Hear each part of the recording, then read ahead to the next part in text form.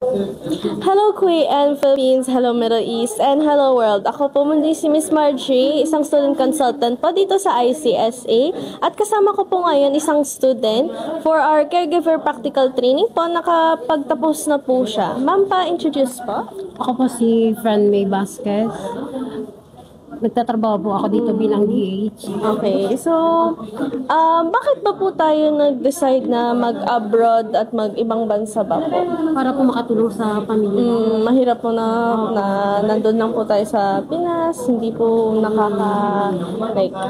tulong po. So, nag-decide na po tayo ng ibang bansa. Okay, so, paano niyo po nahanap si ICSA at bakit niyo po napili si ICSA para sa course niyo po? Through Facebook po, nakakita ko. At may kaibigan po akong pumapasok po dito dati. Kaya, So, na-recommend din po sa inyo? para na-try ko rin po. So, ano po yung pinaka-helpful na course na natutunan niyo po sa subject niyo at yung paborito niyo ba? At sa tingin niyo makakatulong sa inyo pag real-world experience niyo na talaga?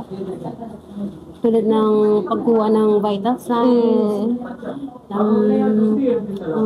hemorrhage, yung procedure. Oh, okay. Para kapag, just in case kung may mangyari man, huwag naman sana. Huwag naman, of course. Pero hindi naman natin alam anong mangyayari. For emergency. Emergency purposes. Opo. So, si instructor niyo po, ano po yung, let's say, describe yung instructor niyo po. And kung may message po kayo, pwede niyo naman po i-share sa kanila. Para po kay Sir Mark. Maraming salamat po sa pagtutulong po sa amin.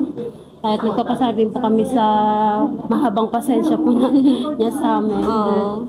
So, ano po yung mga advice niyo sa mga current students or yung mga students po na gusto mag-enroll pero hesitant pa po sila or hindi pa po sila sure sa kung mag-enroll pa po sila or kung-continue nila pag-aaral nila? Ano po mga advice? Yung sa mga klasiko po, sa pag-igihan nyo ng COVID. Minsan mahirap kasi kailangan natin i-manage yung oras po natin. Mahirap din, no? Isasabay yung pagtrabaho, Paano nyo nga po na-balance yung pag-aaral nyo bago pagtatrabaho din? Since of course, mahirap talaga, no? Sa trabaho ko naman po, pero may time din po ako. Nabibigyan ka din naman ng time. So, sa mga bagong students ba na gusto po mag-enroll, ano yung advice niyo sa kanila? Pag let's say nag-hesitate pa sila mag-enroll, ano yung advice niyo po? Sa mga gustong pumasok sa ICSA, try nyo po kasi makakatulong po ito for the future. Investment na nila yan. So, salamat po ma'am sa pagsama po dito sa amin. Ako po muli si Miss Margie here with ICSA, your partner in success. And sa mga viewers po namin, don't forget po mag-like, share, and follow po for more updates. And pwede din po kayo mag-comment down below for more details about sa course po namin.